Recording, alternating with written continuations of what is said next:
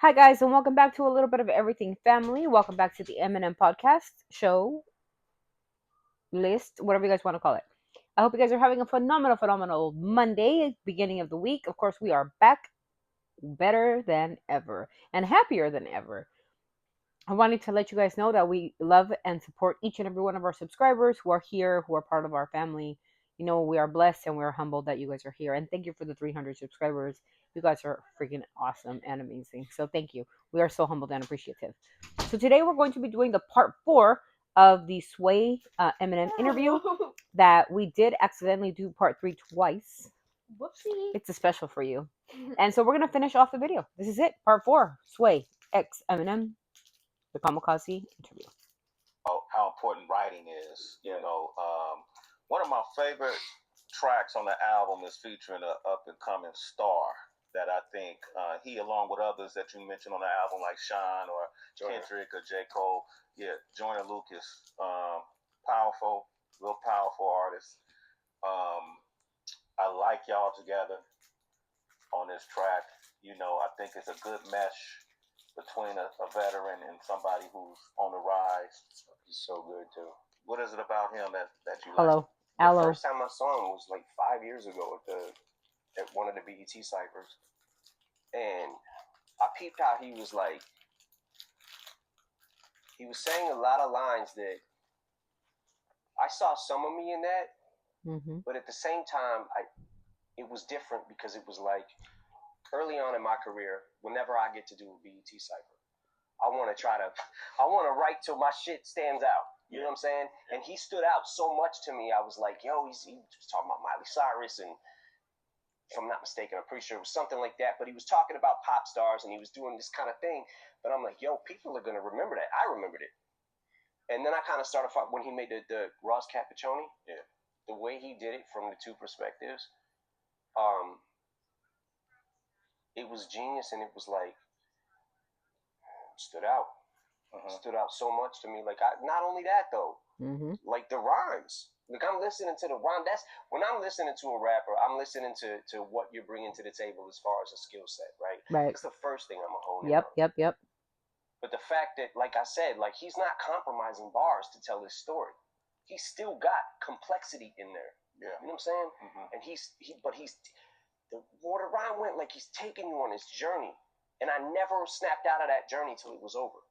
You know what I'm saying? Like, and I was like, yo, this kid is fucking incredible. Y'all got and I'm paraphrasing, I can't remember the lyrics exactly, but you come in with a verse where you say, I got a couple of mansions, but I still don't have any manners. You got a couple of ghostwriters, but to these kids, it don't actually matter. What the fuck happened to hip hop? What's going on with hip hop? People took that line and thought you were indirectly talking about Drake. No, see, here's the thing. I saw that too. Yeah. Drake is always going to be in my good graces because he did something for one of my daughters that I'll never forget, and he will always be in my graces with that. And I like Drake. What I'm telling you with these lines is, I don't know what's real and what's not at this point. You know what I'm saying? Because you hear shit about this rapper, that rapper, whatever. I'm telling you that I don't do it. Never have and never will. If I ever need a ghostwriter, I need to just fucking put the mic down. Facts. You know what I'm saying? Yep. It's true. So a lot of people who are in the music industry have people writing their stuff for them or ghostwriting for them and then taking credit for the song. I felt this in the song with Justin Bieber and the song Lonely, how they're attributing the song Lonely to Justin and only Justin, and how he's, now portrayed to be the victim and all this other stuff. People have their input. I have my own opinion on that, but I'm not going to talk about that here. But I'm just going to say, when it comes to ghostwriting, right? Phineas and Benny Blanco and Justin Bieber attributed to Lonely, the song Lonely from Justin. If you have not heard the song, you guys should listen to it. But there was 3 people involved in making the song Lonely. So how are you going to affiliate one person to a song when 3 people wrote it? Maybe it was 3 people going through some kind of bad patch in their life, right? And then Justin Bieber was interviewed on it. I don't remember if it was 2020 where he said the song, or what he was like, I think he was interviewed by GQ or somebody, where he said when he wrote the song, he wasn't attributed to his past.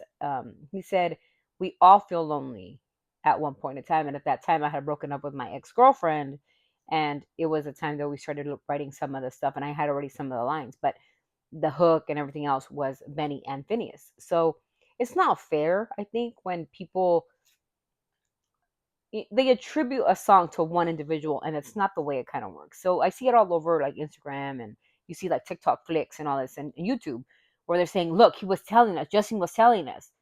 Who was telling us? Was it Benny telling us he was feeling lonely? Was it Phineas who was telling us? And if you don't know who Phineas is Billie Eilish's brother. They were working on that song together until he released it in 2020. He wasn't a kid. He wasn't going through struggles. He was just, yeah. And he cried because in the interview, he states, and this is just in words, he says, I broke up with my ex girlfriend. We had just broken up in 2018. And when the song came out, it made me cry because it made me realize what I lost and what I've done. So he was reflecting on his own personal life.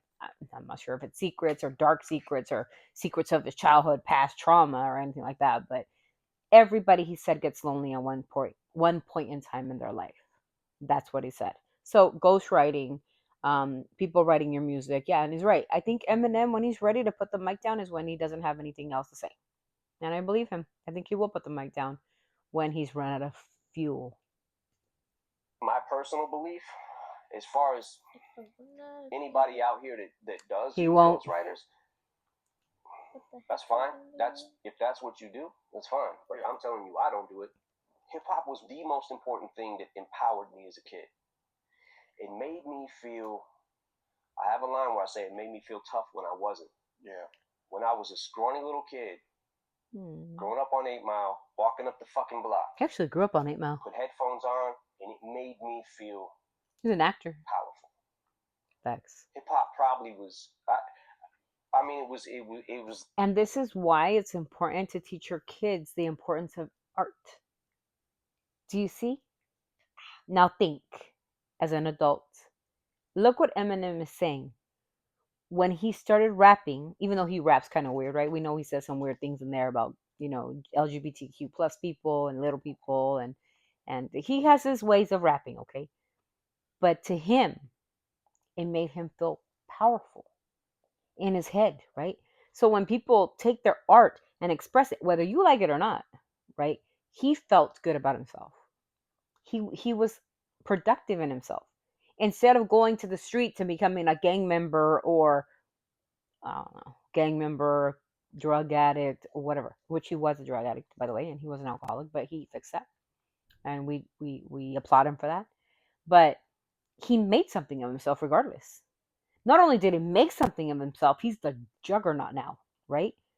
This scrawny little kid from 8 Mile is the juggernaut of rap. I don't care what you people say. Top 5, he's number 1. Okay, so that's what I'm saying. Music is an art. Gives you a feeling of something, and it made him he gave him a feeling of accomplishment. Is what it did. My dad, hip hop. You know what I'm saying? And it was the only thing that made me empowered. It made me feel good about myself. And when I started being able to write rhymes and figured out I could do it, that's where the feeling comes from to me. Because the excitement is being able to come up with the shit. You know what I'm saying? It taught me how to throw my first punch. Gave me the confidence to be able to throw my first punch. That's exactly right. Same thing with Emmy's art. Emmy doesn't rap. Emmy can't rap. Emmy can't. Everybody talks. But when she does her art, even her dark art, right, with the creepy dark side of art, she's expressing herself. It's not meaning that she sees these things in her head and she's being creepy and they come out of her. Do you see those things in your head? Oh, shut up. Anyway, How so do you think I draw them? Because they come up in your head? Mm-hmm. Do you think they come under your bed? No, they don't. But it's a form of her expression, right? She can express these things. Does she mean that she's gonna go out there and do horror movies? Maybe. I'm not good at acting. Maybe she is. Maybe, she likes doing Legos. She likes doing architectural work. She likes math. She likes she just doesn't like to read quite a bit. Math? Like ELA. Math. Oh, I don't know. She just doesn't like ELA. That's not her favorite subject. Anyways, that's not the point. The point is, she she likes history. You know, she talks to me a lot about like the Renaissance period and stuff like that. That's what she does. It's a form of art. I think Eminem. I'm happy he did. You know, I'm happy that we found a creative mind that was able to rhyme and continues to rhyme. Yeah, continues to do and make music even at the age of 50 some years old. He is still spitting like a 20-year-old. That's why he said I'd rather be the 80-year-old me and the 20-year-old you, because he's doing his own stuff. And to realize, not only that, the fact that Proof used to beat my ass all the time in the backyard boxing, and one time he beat me like literally to the fucking ground, and he was that was his like, friend. "Damn, just stop," because I kept getting up, coming at him, but I'm like, but I just kept getting beat up. He was fast, man. He was very quick, and but it made me realize, like, okay, taking a punch is nothing. You know what I'm saying? Like, it's not. Your fear when you're a kid is like, oh my god, if I get hit, what's it gonna? What if they hit me in the nose and it jams my nose in my brain and I die? Like, kind of shit you think about. But nah, man, hip hop, like since its beginning, I was always under the impression that every rapper wrote their rhymes, and when you heard about Kumo D battling Busy B, it was who's bringing the best rhymes to the table. You know what I'm saying? Who's gonna be able to say the best shit? Who's the cleverest and the wittiest? And then years later, fast forward, you hear Eazy-E saying Ice Cube writes the rhymes that I say. And I remember being a kid, like hearing the line, but it never really. I just didn't really care. Huh? You know what I'm saying? It didn't really affect the way I felt. Leave about me alone, Eazy-E, bully. the way I felt about She's bullying me. NWA. I think in all fairness, though, I think Drake. Oh, the mic? Is a The superior jugging? writer What? Oh my gosh, to be I'm able sorry. to sustain the. Imagine you guys going go go go go. Oh no, I'm so sorry. I apologize. My bad. It's because you. I burped. I did not burp. Did I? Did I? No. She's bullying me. I swear, and I'm supposed to be. What? What did I do? You burped. I don't know if they heard you in the thing. Sorry, everyone. It's the mic, and I burped. It's a human aspect in me. Does. Success he has. Yeah, I'm eating white he rice makes too, you great guys. That's music. why I kind of There's go to not the side. really I don't want you guys much to you see can me. say I have about to it. eat You like a know, little bit on this because I've taken Kamikaze medication, album, so I have to eat. So I feel like sorry. I was pretty direct at who. Yeah. Oops. Now I just ruined the video. Did I just ruin the video?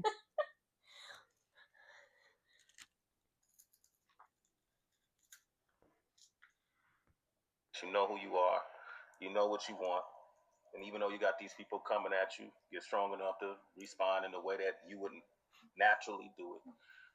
How did you get to this place, though? Did you do therapy? Was it? Nah, my music is therapy. You know, so I just. For some people, music is therapeutic. It is therapeutic. You know, it might be. For me, therapeutic is like Eminem's Mockingbird. It's therapeutic. It makes me cry. Therapeutic. Eminem's Temporary. Emmy gets mad at me because I listen to Temporary and I cry. But it's therapeutic. You know why? It makes me think of my kids, my family, how I grew up, my mom. And even though it makes me cry, it takes out that emotion that it's creeped up in here that hurts me, and I'm able to let it out. And it doesn't stay in here. That's why I tell her, somebody saved me. I was saved, you guys. I was saved by my daughter. If it wasn't for Savannah being born, I could honestly tell you, I don't think I'd be here today. But so when I cry to these songs, or I cry to a song that I can relate to, what I feel in my heart that's still in there, it's stuck, and it's just like, it makes me sick with anxieties and depression. When I'm able to just cry it out, it makes me feel better, if that makes sense. And Amy doesn't really understand the concept of grief, right? She hasn't dealt with it. I have way too many times. And so for me to be able to release that grief, as Eminem says, music was therapeutic. My therapists were never able to get a tear out of me. And I've been through therapy. I have. I'm not ashamed to say it. I had to take counseling when my mom died for a while. And then after my daughter was abused, I again, more therapy. But they were never able to get that element where I wanted to just cry and just get on my knees. And I have done that, you guys, to where I'm on my hands and knees begging the higher power, whatever you believe in, right? That why did this happen to me? Why did this happen to my child? Right? And that's where you get to. But you get to that part in your heart that you just want to let it out. And sometimes when you hear a song like Temporary, which is really hard for me to listen to. I mean, I could listen to it like 1,000 times, I'll cry 1,000. But it comes from the heart. And my daughter, like I said, she doesn't know grief as an adult. Um, it's been difficult because I was very, very young when my mom died, and it was just really difficult. And I hope Emmy never knows grief. She will when her old parents are gone, and that's how it is. That's life, and I don't want her to go through what I went through. I want her to be prepared. I want her to say, you know what, this is how life goes, and sometimes we take unexpected things happen to us, and we have to learn how to accept things that happen. But she gets kind of mad at me when I cry on songs because she doesn't want me to be.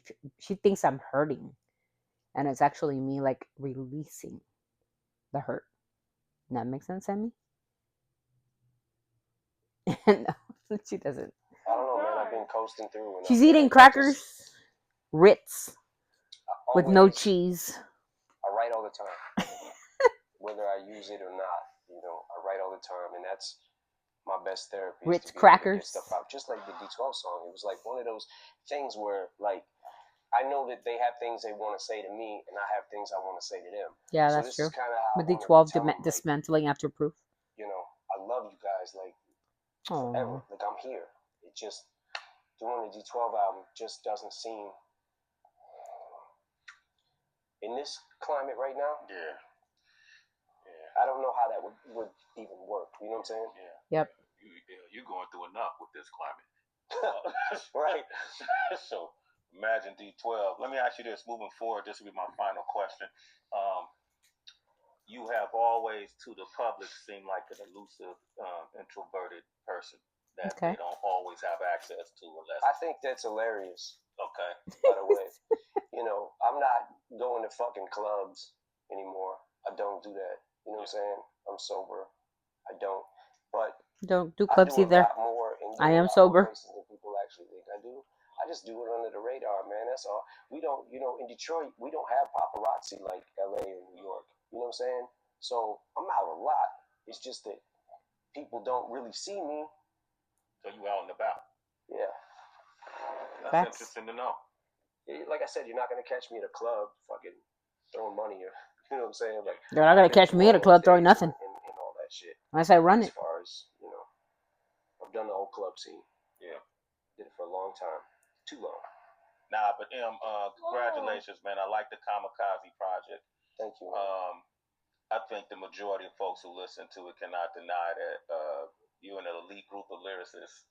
Thank you. And I'm a dude who's been in this for multiple decades, and you're at the top of my list. Thank you, man. And I like to see you keep flying forward, regardless of whatever the critics have to say. You've had critics since your first album. This girl. So that's what it's gonna be. Oh, goodness, Lord. Appreciate the fact that you fire back, that you ain't gonna stand for it, and that you're still making great music. So congratulations, brother. Yes. Absolutely. Thank you, man. Yeah, man. And listen, I'm glad I could sign that vinyl for you, man. Hell yeah. If you wanna, like I said, I'm gonna take it home. Check out some bars. Okay, here, let me see that. Show that silver. You see that? Sway and Tech. Shout out to King Tech. This is my brother, partner in crime since high school, since day one. Still Sway and Tech, live forever. Shade 45 Monday nights. Make sure you tune in, okay? Yes, sir. Shade 45. Shade 45, boys. That was the end, you guys. That was the end of the Sway and featuring Eminem. We congratulate Eminem on all his accomplishments and for him to being, like he says, in Detroit, there's paparazzis not following him around everywhere like LA. LA's crazy, and I don't know who would want to live in LA. I did it for 3 years. I would never do it again. I got a good job there. And a nice house. in a good area. Rancho Cucamonga or something. I don't know. Anyways, that's besides the point. But that's the end of the video, you guys. I hope you guys enjoyed it. I hope you guys enjoyed that we were able to see Eminem in a different light. There is going to be a small skip in there. That's not me. That's YouTube. It is not us. So forgive us for that. If there is, please forgive us. It is not our fault. So with all that, Emmy's going to let us off. Always sending our love from our family to yours. Until the next vlog, you guys, we will see you then. Bye.